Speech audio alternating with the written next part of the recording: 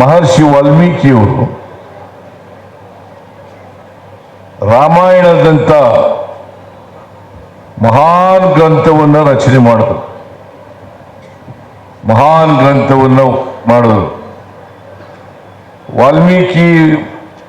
ಮಹರ್ಷಿ ವಾಲ್ಮೀಕಿಯವರು 24,000 ಶ್ಲೋಕಗಳಿರ್ತಕ್ಕಂಥ 24,000 ಶ್ಲೋಕಗಳಿರ್ತಕ್ಕಂಥ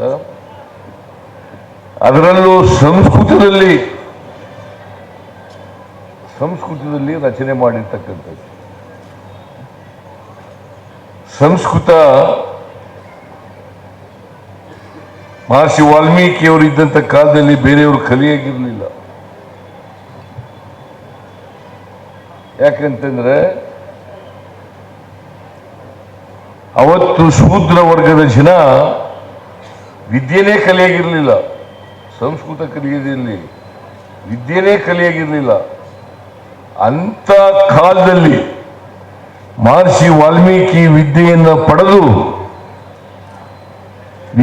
ಪಡೆದು ಸಂಸ್ಕೃತವನ್ನು ಕಲಿತು ಸಂಸ್ಕೃತದಲ್ಲಿ ರಾಮಾಯಣವನ್ನು ರಚನೆ ಮಾಡೋದಿದೆಯಲ್ಲ, ಅದು ಸಣ್ಣ ಕೆಲಸ ಅಲ್ಲ, ಅದು ಮಹಾನ್ ಸಾಧನೆ ಅಂತಕ್ಕಂಥದನ್ನ ನಾವು ಅರ್ಥ ಮಾಡ್ಕೋಬೇಕಾಗ್ತದೆ. ರಾಮಾಯಣ ಬರೆದವರು ವಾಲ್ಮೀಕಿ, ಮಹಾಭಾರತ ಬರೆದವರು ವ್ಯಾಸ, ಶಕುಂತಲ ನಾಟಕ ಬರೆದವರು ಕಾಳಿದಾಸ, ಅದು ಕೂಡ ಸಂಸ್ಕೃತದಲ್ಲೇ ಇರ್ತಕ್ಕಂಥದ್ದು. ಇವ್ರು ಯಾರು ಕೂಡ ಮೇಲ್ಜಾತಿ ಸೇರಿದವರಲ್ಲ. ಇವರು ರಾಮಾಯಣ ಬರೆದವರು ಮಹರ್ಷಿ ವಾಲ್ಮೀಕಿ ಬೇಡ ಜಾತಿಗೆ ಸೇರಿದವರು. ವ್ಯಾಸ ಬೆಸ್ತರ ಜಾತಿಗೆ ಸೇರಿದವರು. ಕಾಳಿದಾಸ ಕುರುಬರ ಜಾತಿಗೆ ಸೇರಿದವರು.